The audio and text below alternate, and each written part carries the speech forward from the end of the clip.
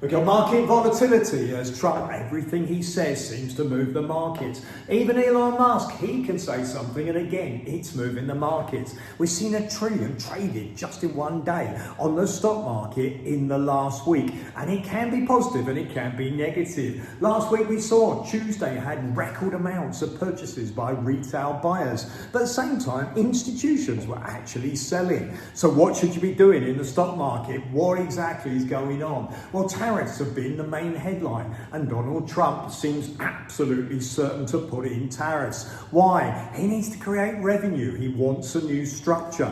Tariffs aren't good for the stock market.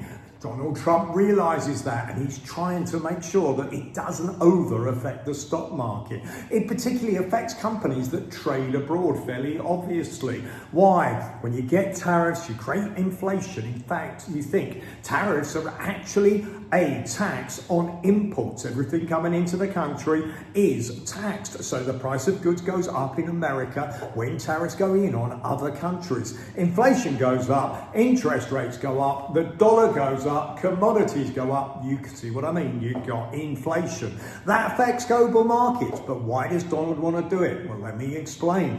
What he wants to do is he wants to get tariffs in and create money so that he can reduce American taxes. Think about it as a major change. If you can create money from tariffs and you can incentivize American companies by reducing their tax rates, you create a new era. That's what he's going for. Expect volatility in the stock market. If you're investing, go the Russell other than the S&P. In other words, go companies that are more domestic if you want to make money.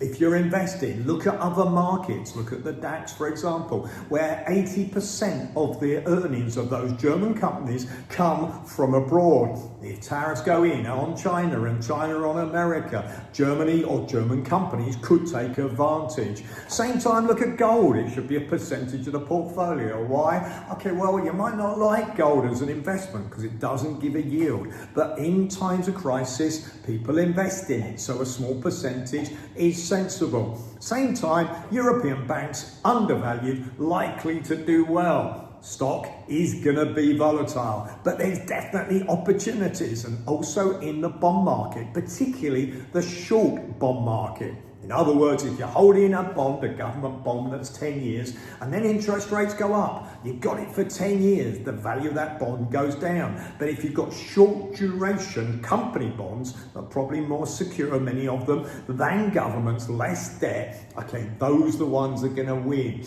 deVere has a fund, Coolabah, which is able to gain good returns by short duration bonds. That's the type of thing that's going to win in this market. So keep up to date. Follow me on YouTube. Market crash, certainly going to be volatile. Expect a correction. Expect to look at making sure your money's in the right sectors. Pharmaceuticals, healthcare in particular, invest in companies more domestic if you want to make money in 2025.